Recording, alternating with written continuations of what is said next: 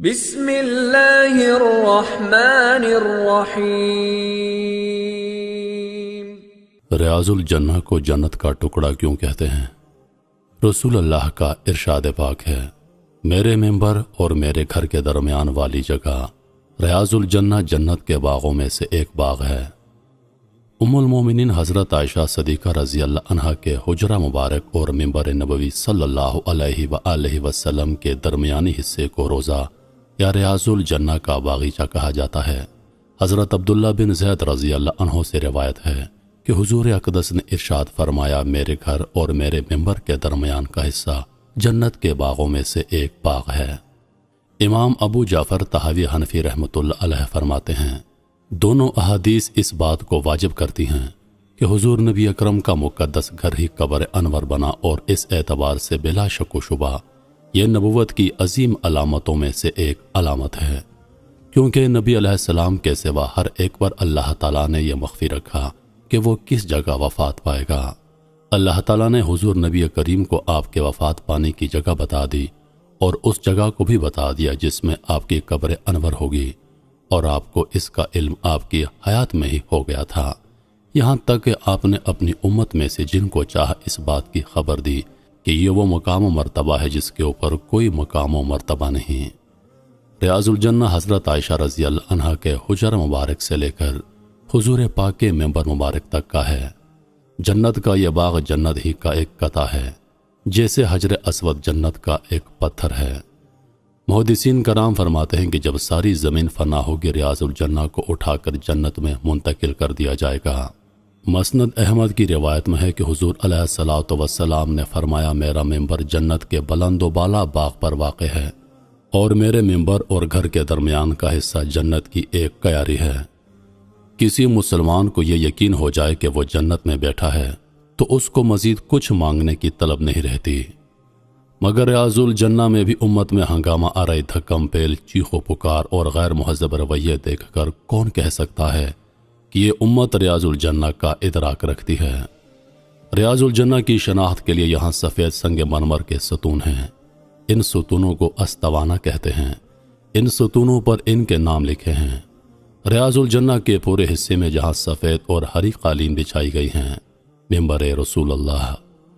ممبر بننے سے پہلے رحمت العالم صلی اللہ علیہ وآلہ وسلم ایک کھجور کے تنے سے ٹیک لگا کر کھڑے ہو کر خطبہ دیا کرتے تھے۔ صحیح بخاری میں حضرت جابر بن عبداللہ رضی اللہ عنہ سے روایت ہے کہ آقا کریم صلی اللہ علیہ وآلہ وسلم جمعہ کے دن خطبے کے وقت ایک درخت یا کھجور کے تنے کے پاس کھڑے ہوتے تھے۔ ایک انصاری نے پیشکش کی، یا رسول اللہ، کہ آپ کے لیے ایک ممبر بنا دیں؟ آپ نے فرمایا، جیسے آپ کی مرضی۔ جمعے کا دن آیا تو آپ ممبر پر تشریف فرما ہوئے تو وہ تنا بچے کی طرح چیخ چیخ کر آپ رحمت العالم کے فراق میں رونے لگا۔ قریب تھا کہ پھٹ جائے۔ رحمت العالم ممبر سے اترے، اپنا رحمت والا دست مبارک پھیرا اور اسے سینے سے لگایا، آغوش رحمت میں لیا تو وہ تنا سسکیاں لیتے ہوئے اس طرح چپ ہو گیا جیسے روتے ہوئے بچے کو ماں چپ کرواتی ہے۔ موجودہ ممبر کی بائیں جانب ایک محراب ہے، یہ بہت خاص جگہ ہے۔ یہ وہ عظیم جگہ ہے جہاں پر رحمت العالم نماز پڑھا کرتے تھے۔ اس محراب کے اوپر درمیان میں لکھا ہے، ھذا محراب رسول اللہ، یعنی یہ رسول اللہ کی محراب ہے، اور محراب کے دہانے پر لکھا ہے، یہ رسول اللہ کی جائے نماز ہے۔ روایت میں آتا ہے کہ اس جگہ پر رحمت العالم نماز پڑھا کرتے تھے۔ آپ کے دنیا سے پردہ فرما جانے کے بعد سیدنا ابو بکر صدیق رضی اللہ عنہ نے امامت فرمائی، لیکن آپ علیہ الصلوۃ والسلام کی جگہ سے تھوڑا پیچھے ہو کر نماز پڑھا کرتے تھے کہ جس جگہ رحمت العالم کے قدم مبارک ہوتے تھے، صدیق اکبر کا وہاں سر مبارک پڑتا تھا۔ اللہ اکبر، کیا کمال ادب تھا! جس جگہ آپ کا سر مبارک پڑتا تھا وہ جگہ بند کروا دی گئی، ادب کی وجہ سے کہ کسی کا پاؤں نہ پڑے۔ مسجد نبوی میں نماز پڑھنے کا ثواب ہر جگہ برابر ہے، مگر یہ مبارک جگہ سب سے بڑی فضیلت کی جگہ ہے۔ یہاں پر نماز کی عجیب کیفیت ہے، 2 رکعت کی بھی توفیق مل جائے تو اللہ کا شکر ادا کرنا چاہیے۔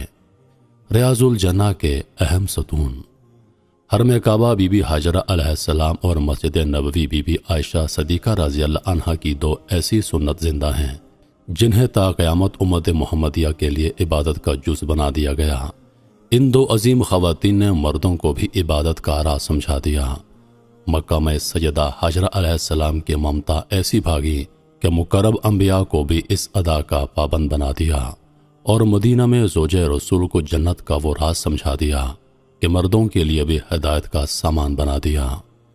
ویسے تو مسجد نبوی کا چپا چپا عاشقوں کے لیے نہایت محترم ہے، لیکن روضہ رسول اور ریاض الجنہ کی شان بہت بلند ہے۔ ریاض الجنہ رسول اللہ سے ممبر تک 22 میٹر طویل اور 15 میٹر چوڑا ہے۔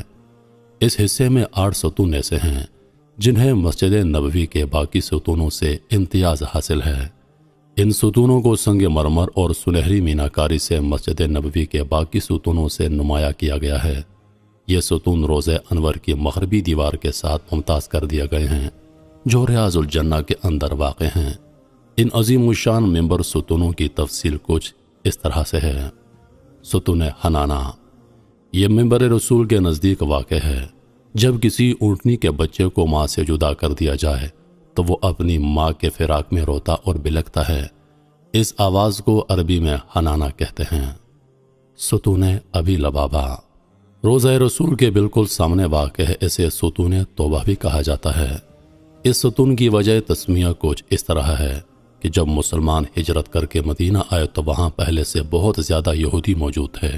مسلمانوں نے ان سے امن کا معاہدہ کر لیا، لیکن یہودیوں نے امن معاہدے کی پاسداری نہ کی اور اسے توڑ دیا، تو اللہ اور اس کے رسول نے سخت غصے اور برہمی کا اظہار کیا، اور پھر اللہ تعالیٰ کی طرف سے حکم نازل ہوا کہ معاہدے کی حدیں پامال کرنے والے یہودیوں کو قتل کر دیا جائے۔ حضرت ابو لبابہ مدینہ کے پرانے رہائشی تھے، ان کے یہودیوں کے ساتھ دوستانہ مراسم تھے۔ انہوں نے ہر چیز جا کر یہودیوں کو بتا دی اور ہاتھ کے اشارے سے گردن کی طرف اشارہ کیا کہ آپ سب کے گلے کاٹے جائیں گے۔ بعد میں انہیں اپنی غلطی کا احساس ہو گیا کہ انہیں ایسا نہیں کرنا چاہیے تھا۔ اپنی اس غلطی پر وہ اتنے زیادہ شرمندہ ہوئے کہ احساس ندامت سے زمین پر گڑے جا رہے تھے۔ انہوں نے اپنے آپ کو اللہ اور اس کے رسول کا مجرم گردانتے ہوئے مسجد نبوی میں ایک کھجور کے درخت کے ساتھ رسیوں سے خود کو باندھ لیا، اور پھر اللہ کی بارگاہ میں گڑ گڑا کر اپنی غلطی کی معافی مانگنے لگے۔ ان کا کہنا تھا کہ جب تک اللہ مجھے معاف نہیں کرے گا میں اسی طرح اپنے آپ کو رسیوں سے باندھے رکھوں گا۔ پھر اللہ تعالیٰ نے انہیں معاف کر دیا۔ ستون سریر، اس کا مطلب ہے سونے کی جگہ۔ یہ وہ جگہ ہے جہاں رسول اقدس نے اعتکاف فرمایا۔ اس جگہ آپ کا بستر مبارک بچھا ہوتا، اس بستر پر اکثر سرور کائنات آرام فرماتے۔ ستون وفود، اس جگہ مدینے سے باہر آئے ہوئے وفود آپ سے ملاقات کرتے اور دین اسلام کے متعلق انہیں آقائے دو جہاں تبلیغ فرماتے۔ ستون حضرت علی رضی اللہ عنہ، اس جگہ حضرت علی کرم اللہ وجہ اکثر نماز ادا کیا کرتے، نیز اس جگہ بیٹھ کر سرکار دو جہاں کی پاسبانی بھی کیا کرتے۔ محبوب خدا جب حضرت عائشہ کے حجرہ مبارک سے نکل کر مسجد نبوی میں داخل ہوتے تو اسی جگہ سے ہو کر گزرتے۔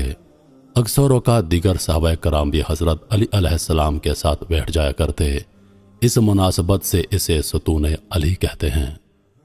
ستون تہجد، یہ ستون اصحاب صفا کے چبوترے کے سامنے اور حضرت فاطمہ رضی اللہ عنہا کے حجرے کے کونے پر واقع ہے۔ اس جگہ نبی کریم نماز تہجد ادا فرماتے ہیں، اس لیے اس کا نام ستون تہجد ہے۔ ستون جبریل، اس جگہ سے جبریل امین علیہ السلام داخل ہو کر نبی اکرم کی خدمت میں حاضر ہوا کرتے۔ آج کل یہ ستون روضہ مبارک کے اندر آنے کی وجہ سے نظروں سے اوجھل ہے۔ ستون عائشہ، روضہ رسول کی جانب سے چلیں تو راستے میں آنے والا تیسرا ستون ستون عائشہ صدیقہ کہلاتا ہے۔ پیارے آقا نے اپنی حیات مبارکہ میں فرما دیا تھا کہ اس مسجد میں ایک ایسی متبرک جگہ موجود ہے، اگر لوگوں کو اس کی فضیلت کا اندازہ ہو جائے تو وہ قطاروں میں کھڑے ہو کر اس جگہ نماز پڑھیں گے، مگر آپ نے وہ جگہ نہ بتائی۔ آپ کے وصال کے بعد صحابہ کرام نے سیدہ عائشہ صدیقہ رضی اللہ عنہا سے درخواست کی کہ اس جگہ کی نشاندہی کر دیں، تو آپ نے انکار کر دیا، لیکن بعد میں حضرت عبداللہ بن زبیر رضی اللہ عنہ کے اصرار پر اس جگہ کی نشاندہی کر دی۔ محترم ناظرین، امید کرتا ہوں کہ ویڈیو آپ دوستوں کو پسند آئی ہوگی۔